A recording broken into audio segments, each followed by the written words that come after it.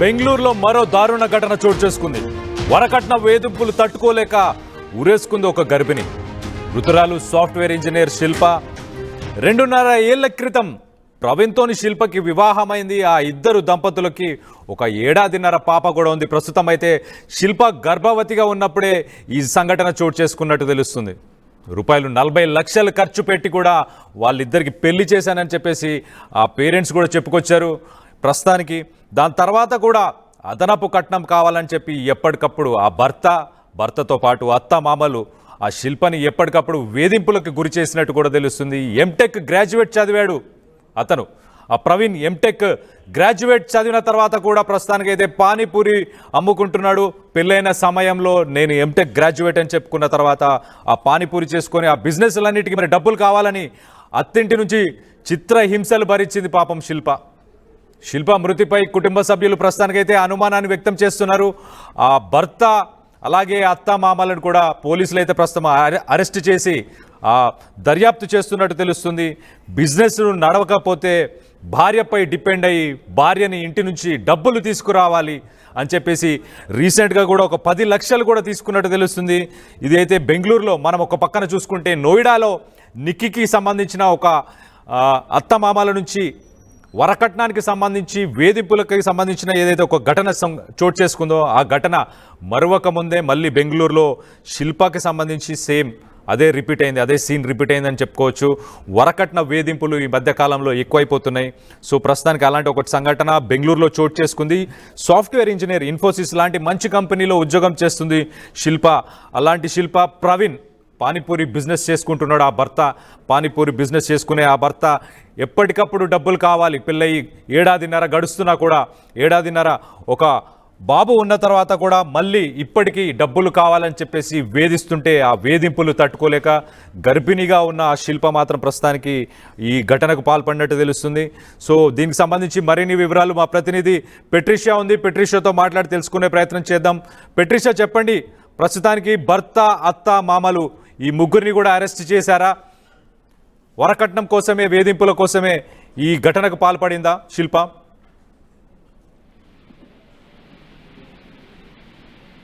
Hello Patricia, వినిపిస్తుందా? Okay, due to some technical issue we can't connect to our representative. So ప్రస్తుతానికైతే బెంగళూరులో ఈ ఘటన చోటు చేసుకుంది.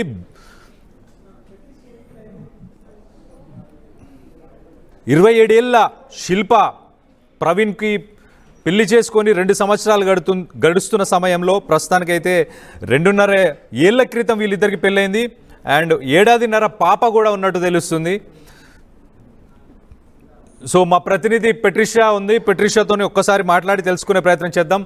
పెట్రిషియా, వరకట్న వేధింపుల వల్లే తన శిల్ప ఈ ఘటనకి పాల్పడిందా?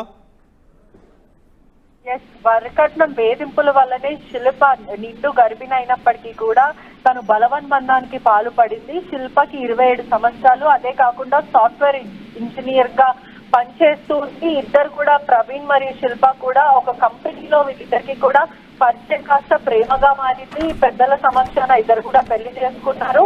దాదాపు వారు పెళ్లి చేసుకొని కూడా 1.5 ఇయర్ అవుతుంది. శిల్ప పెళ్లి చేసుకున్న సమయంలో కూడా 40 లక్షల వరకు డబ్బులు పెళ్లికి ఖర్చు పెట్టామంటూ కూడా కుటుంబ సభ్యులు చెప్తున్నారు. ఎక్స్ట్రా డౌరీ అంటే వరకట్న వేధింపులు చేస్తూ ఒకవైపు 15 తులాల బంగారం పెట్టినప్పటికీ కూడా వాళ్ళు అడిగినంత డిమాండ్ చేసినంత అదే విధంగా గ్రాండ్ గా పెళ్లి చేయడము, దాదాపు 15 తులాస్ ఆఫ్ బంగారం ఇవ్వడం, లగ్జరీ ఐటమ్స్ ఇవన్నీ కూడా మేము ఇచ్చాము, అంగరంగ వైభవంగా బాగానే చేశాము. కానీ ఎప్పుడైతే అతను ఎంటెక్ అని చెప్పినప్పటికీ కూడా ముందు ఇద్దరు కలిసి ఒకటే కంపెనీలో పనిచేసే వాళ్ళు. తర్వాత అతని వల్ల కూడా కంపెనీలో నుంచి తీసేయడం జరిగింది. ఈ క్రమంలోనే అతను పాస్పోర్ట్ పని పెట్టుకున్నాడు, గ్రాడ్యుయేట్ అంటూ కూడా అబద్ధం చెప్పాడు. అదే కాకుండా శిల్ప పైన ఆధారపడడం, అదే కాకుండా శిల్పాని అనేక సార్లు వేధింపులకి గురి చేయడం, ఇష్టానుసారంగా ప్రవర్తిస్తూ దూషించేవాడు. ఎన్నిసార్లు చెప్పినప్పటికీ కూడా అతను వినకపోయాడు. శిల్ప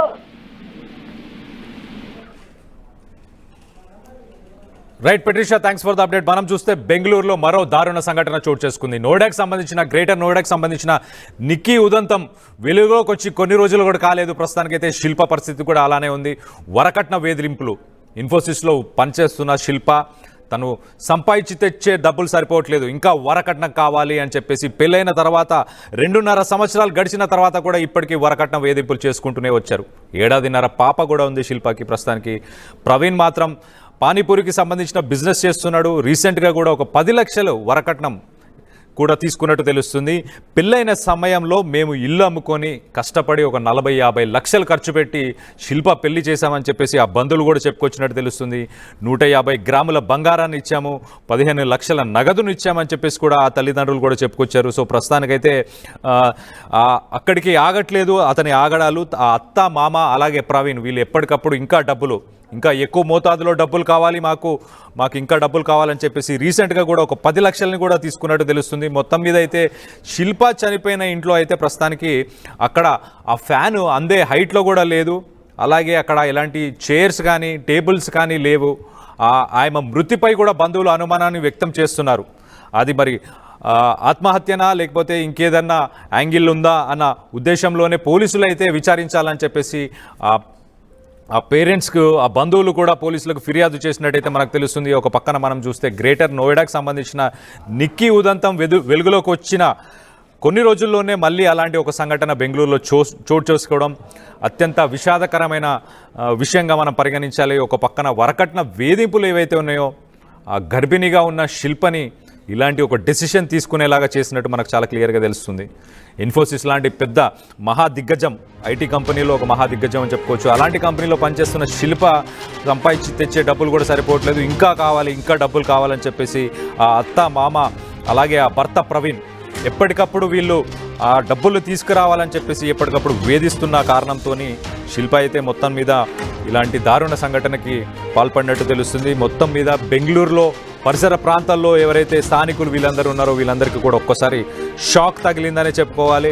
40-50 లక్షల కట్నం ఇచ్చిన తర్వాత కూడా ఇంకా డబ్బు కావాలని చెప్పి అడుగుతున్నారు. ఇలా తయారయ్యారు మనుషులు.